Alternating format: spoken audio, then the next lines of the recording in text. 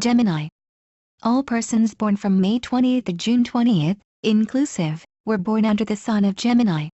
This is the head sign of the air triplicity. Gemini people have a vivacious, restless and anxious nature. This is the sign of the twins, and all born in it have two distinct and pronounced natures, one very low and one very high. As they are apt to be extremists in everything they do, they usually experience alternately the very highest success and great failure, are either very strong and healthy, or are weakly and sick.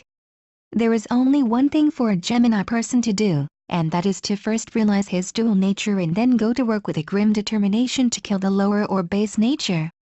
It can be done, and when accomplished, the Gemini man or woman rises to the very highest success and happiness. You will find you have two minds all the time in intense action. One says do this and the other says do that. You want to travel and you want to stay at home. You want to work like a demon, and you want to be as lazy and indolent as a drone. Always restless, always anxious and apprehensive, and yet at times very calm. This restless, nervous temperament is due to fear and doubt, and must be supplanted by courage and hope and faith.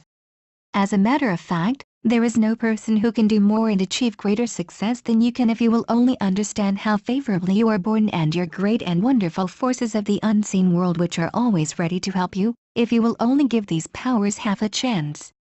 You must learn to be moderate and patient, and keep in a calm, quiet, receptive condition, when great and good things will flow to you in abundance. In other words, place all of your trust and confidence in the great and wise God who made and rules all in this universe. I know you are apt to doubt this truth, but stop a moment and be reasonable. Use your fine and great mind. Look about you and observe everything and soberly ask yourself, could this world and all that is in it, this great universe, with its countless solar systems and countless worlds, these human beings, of which I am one, happen by chance? By cool and calm observation and reflection you will answer the question by admitting there must be an intelligent head or force back of it all. Now, this blessed one, of which everything in the universe, especially you are a part, can help you. God is all in all, and is all love, and does not create to destroy. You have absolutely nothing to fear or doubt. All that is necessary for you to do to accomplish all your desires is to have full and unbounded faith in yourself, and then you will be successful. You can amass great wealth, have perfect health, and permanent happiness the very moment you begin to live in your higher nature.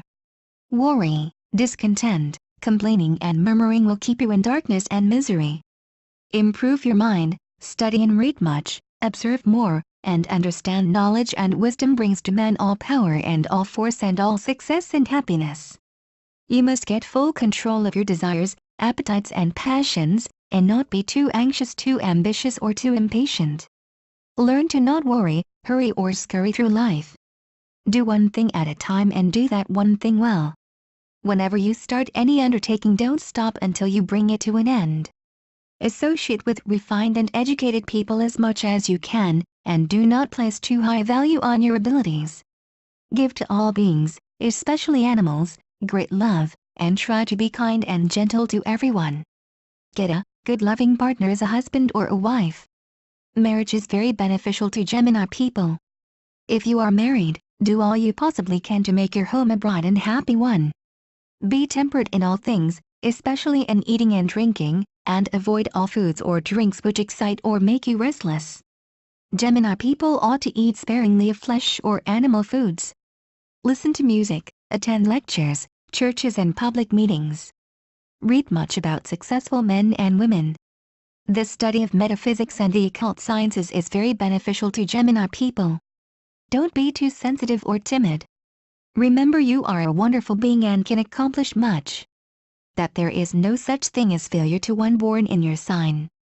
Above all things, be truthful and avoid making extravagant statements or narrating exploits in which you were the central figure. In plain English, don't be an egotist. In India, many of the great seers, sages, yogis and adepts came out of the sign. The Gemini person is naturally very magnetic and has wonderful hypnotic and clairvoyant powers. Some of the greatest philosophers and prophets of the world were born in this sign. Being calm, modest, unaffected, truthful and honest, and striving to do the exact right thing, You will be a very charming and fascinating person, and all persons will dearly love and worship you. Look after your faults and correct them, and you will live a long, prosperous and exceedingly happy life. This sign is governed by Mercury, and the gems are beryl, aquamarine and dark blue stones, and the astral colors are red, white and blue. The diseases which you are most likely to suffer from are throat and lung troubles and nervous diseases. Your best companions are those born in Aquarius and Virgo. People born in this sign are usually well-formed, with bright complexion and dark hair. May the peace and blessings of the Blessed One, and all the Devas, angels and all the yogis of the universe be ever with you, dear sister or brother of Gemini. Bhakti Seva. Cusps. If your first breath was drawn when one sign was taking the place of another, you will partake of the characteristics of both signs. Hence you belong to the cusp. The residence in a sign consists of 6 days, any time less endows one with some of the qualities of the preceding sign. The cusp of Taurus Gemini. May 20th to 26th. The persons born on either of these 6 days are remarkably gifted. Their brains and their hands work in harmony. They are thinkers, artisans, artists, orators and inventors.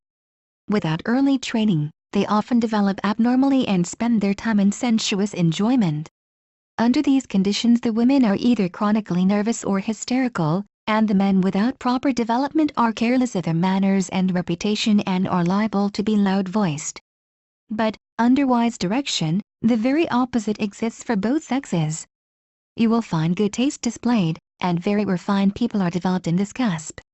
They are busy and helpful when at their best and indolent when not in good spirits. It is all up and down with these people until they learn to govern themselves. If poor, they are tragically unhappy. They are remarkably proud, and will starve rather than to ask for succor. These people are the very salt of the earth, and when developed to their spiritual and intellectual heritage, their natures are most powerful for good when they are understood, and they are generous givers but poor receivers.